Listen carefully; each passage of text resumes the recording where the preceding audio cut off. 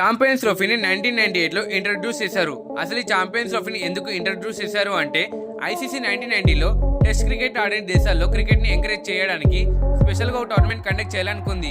As a result 1998లో 9 కంట్రీస్తో కలిసి బంగ్లాదేశ్లో ఫస్ట్ ఎడిషన్ ఆఫ్ ఛాంపియన్స్ ట్రోఫీని కండక్ట్ చేశారు. ఛాంపియన్స్ ట్రోఫీని నాకౌట్ ట్రోఫీ అని కూడా పిలుస్తారు. ఎందుకంటే ఈ ఛాంపియన్స్ ట్రోఫీలో ఒక మ్యాచ్ ఓడిపోయినా సెమీఫైనల్స్కి క్వాలిఫై అవ్వడం చాలా కష్టం. అందుకే ఛాంపియన్స్ ట్రోఫీని నాకౌట్ ట్రోఫీ అని కూడా పిలుస్తారు. అందుకే ఛాంపియన్స్ ట్రోఫీలో టాప్ 10 టీమ్స్ మాత్రమే ఆడతాయి. ఛాంపియన్స్ ట్రోఫీలో గెలిచిన టీమ్స్ వైట్ జాకెట్స్ వేసుకుంటారు.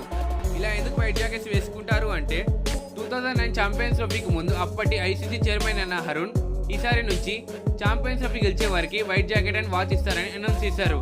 ఇలా ఎందుకంటే జనరల్గా ఐసీసీ టోర్నమెంట్స్ ఆడే వాళ్ళు వాళ్ళకి ఇచ్చిన జెర్సీస్ని కిట్స్ని చాలా సేఫ్గా ఉంచుకుంటారు. సో ఈ రీజన్తో ఐసీసీ ఛాంపియన్స్ ట్రోఫీ గెలిచిన టీం మెంబర్స్కి వాచెస్ అండ్ వైట్ జాకెట్స్ ఇస్తారు. 2017 దాకా ఛాంపియన్స్ ట్రోఫీ ప్రతి 2 ఇయర్స్కి లేదా 3 ఇయర్స్కి లేదా 4 ఇయర్స్కి లేదా ఒకసారి జరిగేది. కానీ ఈసారి 8 ఇయర్స్ తర్వాత 2025లో ఛాంపియన్స్ ట్రోఫీ జరుగుతుంది. ఇలా ఎందుకు 8 ఇయర్స్ గ్యాప్ వచ్చిందంటే ఎపెక్స్ కౌన్సిల్ ఛాంపియన్స్ ట్రోఫీని ఆపేయాలని ఒక నిర్ణయం తీసుకుంది. వన్డే వరల్డ్ కప్లో టీమ్స్ పోటీ పడుతున్నాయి, పైగా అవి 50 ఓవర్స్ మ్యాచ్. అలాంటప్పుడు ఈ టోర్నమెంట్ ఎందుకని 2021లో కొందరు అడ్డంకి చెప్పడంతో ఛాంపియన్స్ ట్రోఫీని ఆపేసింది.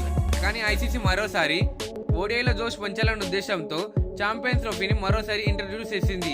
ఈ ఛాంపియన్స్ ట్రోఫీని South Africa, New Zealand, Sri Lanka, West Indies, Pakistan ఒకసారి గెలుచుకున్నారు. ఇండియా అండ్ ఆస్ట్రేలియా 2 టైమ్స్ గెలుచుకున్నారు. Thank you for watching. Have a nice day.